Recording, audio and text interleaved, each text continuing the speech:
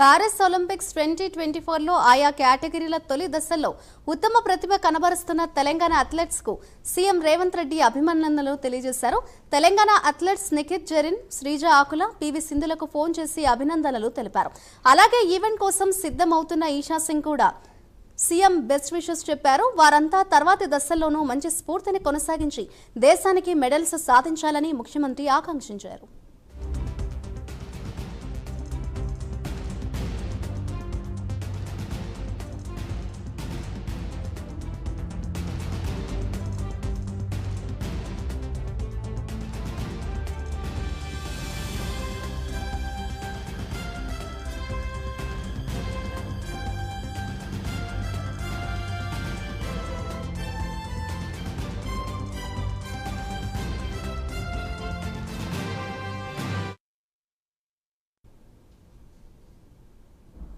అడవుల జిల్లా కొమరం భీం ఆసిఫాబాద్ జిల్లాలో భారీ వర్షాలకు దట్టమైన అడవి ప్రాంతంలో ఉన్న జలపాతాలు పర్యాటకులను కనువిందు